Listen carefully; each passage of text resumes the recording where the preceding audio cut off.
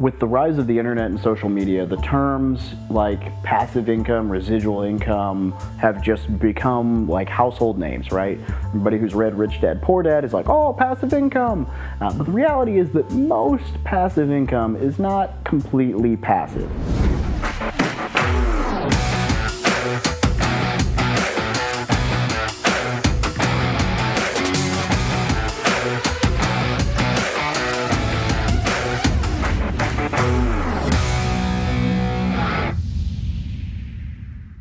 Right? There is some level of work required to get you to the point where you are not working for those dollars. Prime example, think of a flywheel.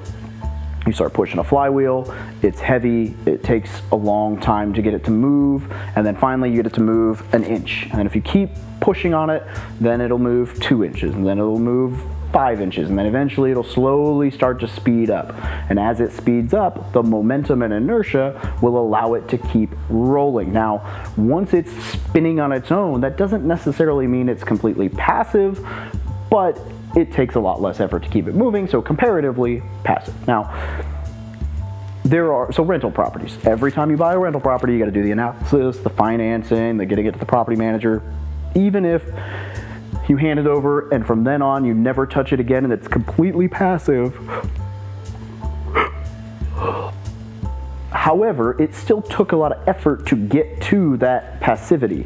Affiliate marketing, right? I make a video, I recommend a company that I love. If you like it, you go click on it, I get a piece of the recurring commission for you joining. That's a great passive income source, but I still had to come up with the content, film it, edit it, record it, upload it, yada, da, da, da, publish it, post it, blah, da, da, da, comment on it, engage. Like, there was still time to build up to it becoming passive. So, what are some of the most passive investments in real estate or out of real estate, right? We're gonna talk through them because there are some that they're not completely passive. There's always some kind of something required. Now, as nice as it would be for somebody to hand you money and then you just hold it and it just, that $100 becomes 110, becomes 121, becomes, no, that's not how it works. And for those of you doing the math in your head, that would be 2 years compounding at 10% interest. Boom. Not how it works though, unfortunately. So what are some of the more passive approaches to real estate? One is private lending. Private lending is, let's say you have money and you know an investor, you lend it to them on terms, they repay you with interest, said terms, and boom. All you really had to do was underwrite, analyze the deal to make sure it was something you were comfortable lending on, or the person you were lending money to, wire the funds, wait for the check to come back after closing. So I've done this with a lot of people, right? So I've had a lot of people lend me money to fund my flips. They do the purchase renovation 100%. I pay 1 point, so like a 1% origination fee, 10% interest.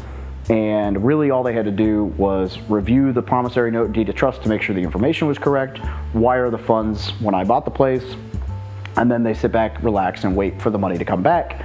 I pay them, everybody's happy. That's very passive, but it still required the entry part of getting to know each other and building rapport and trust and, underwriting deal, whatever. Okay, so what's another option? One of my favorite and probably one of the most passive is something like your index fund TSP 401k option, where let's use the TSP if you're active duty military. You choose what fund you want the money to go into, and then you set what percentage you want to go in every month, and then that's it. And you can go in and mess with funds, and you can go in and mess with your percentage that you contribute. I would recommend if you get promoted or a pay raise, you up it 1 or 2% until you're maxing it out every year, personally. But you can go do all those things, but you can also just literally not touch it again until you're at the age of withdrawing in your 60s, and it just contributed automatically the entire time that you were serving on active duty or in the reserves without you having to do anything else, right? But even then, there's still the initial setup phase and researching what funds and what contribution percentage you want to make. So it's still not completely passive, but I would say it's about as passive as it gets. All right, another good option is syndications. Now, obviously not as the guy operating and running the syndications, but as a limited partner. So I've done a few of these deals where I'm on the general partnership and people invest in the deal and we raise money, and as they invest, they are a limited partner, and it's very, very passive for the 4, 5, 6, 7 years that you're holding onto this property. So initially you need to get to know the operator, you need to underwrite the deal and make sure you're comfortable with the deal, the returns, the plan, the business plan, all that stuff. So there is definitely work that goes in the front, which is a recurring theme. And then once you've transferred the funds, you pretty much just sit back and relax and collect your mailbox money and distributions until the project is finalized. It's really quite passive after that point. And this is something that as I progress down my real estate journey, I will probably do more of, where I, you know, if I have an extra $50, $100, $200,000 laying around, throw it at a syndication with someone I trust, collect the returns, relax, bada bing, bada boom, right? It's very passive, solid way to earn a good return.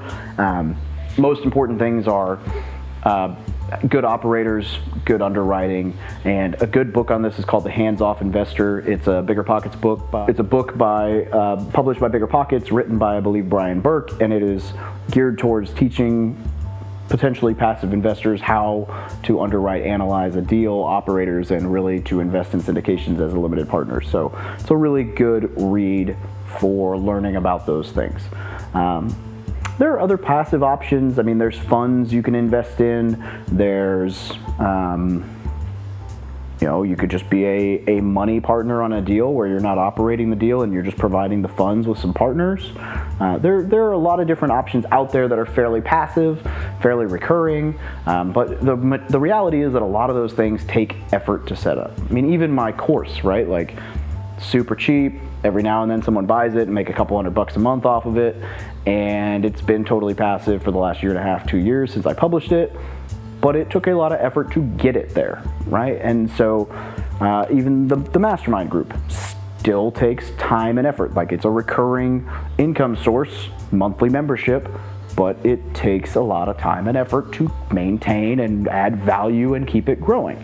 So as you're thinking through passive income and recurring income, just understand it's always going to involve some level of work, analysis, risk, whatever, but it's definitely a good option, right? So I'm writing a book or working on a book right now about active investing, and then I'm going to follow that up with a book about passive investing, and it's going to kind of talk about this thing that people go through where at first you have no money, and so you work your butt off to build that capital, and then once you get to a certain point, most investors start to move to more passive options because they now have capital and they're just going to put that money to work for them so that they can actually go and enjoy their life.